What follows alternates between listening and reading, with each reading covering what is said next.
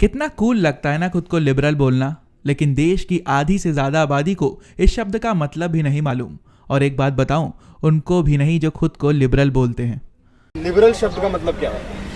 Liberal as in liberal word सुनते ही it comes to my mind freedom. Liberal शब्द का मतलब क्या है? No, I don't know. किसी भी बेतुकी बात पर बहस करना, देश के खिलाफ 4 नारे लगाना, कुछ लोगों की भीड़ जमा कर लोकतंत्र खतरे में है चिल्लाने लगना, और भाई बन गए वो लिबरल, हिंदी में कहे तो उदारवादी।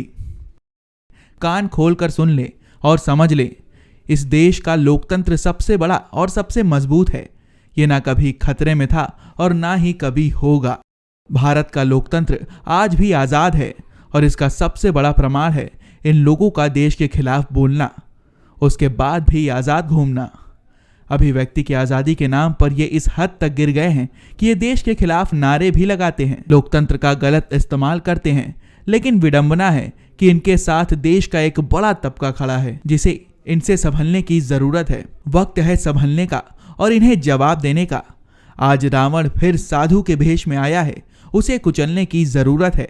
ये कहना गलत नहीं होगा कि इंडियन लेफ्ट या वामपंथ इस देश के लिए खतरा है। जिस विचारधारा का ये गुणगान करते नहीं थकते और देश पर उसे काबिज करना चाहते हैं, क्या है वो विचारधारा और क्या इन्हें खुद को भी पता है? पिछले कुछ दिनों से एक नया शब्द बाजार में आया है, इनटॉलरेंस। पूरे देश को जो शब्द बोलने में भी मुश्किल हो रही थी, वो बीच इन्होंने देश के दिमाग में डाल दिया और सबको लगभग ये महसूस करा दिया कि देश का लोकतंत्र तो खतरे में है, कम्युनिज्म बढ़ रहा है। मैं आज इनसे पूछना चाहता हूं कि कौन से कम्युनिज्म की बात आप करते हो?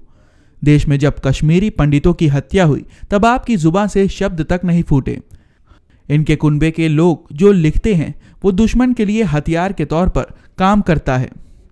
जब सेना पर हमला हुआ तो इन लोगों ने कहा बदला लो, बदला ले लिया तो बोला क्यों लिया, पाकिस्तान तो अच्छा था। लिबरल्स हर सरकार को कोसते आए हैं सिवाय कांग्रेस के, क्योंकि कांग्रेस ने हमेशा इनको वो सब करने की आज़ादी दी जो देश के लिए सही नहीं था, चाहे वो संविधान में सेंध हो या घुसपैठियों का समर्थन। इस देश के हिंदू इनके लिए आतंकवादी हैं। बचपन में एक मछली तालाब को गंदा करती है, ये कहानी तो आपने सुनी होगी।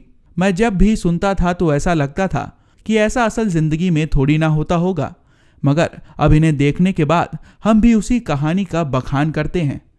इनसे बचें और ये जहां मिले उन्हें बताएं कि ये लोग जिस देश में रह रहे हैं वो कितना अच्छा है, क्योंकि यहाँ का चौकीदार चौकन्ना है।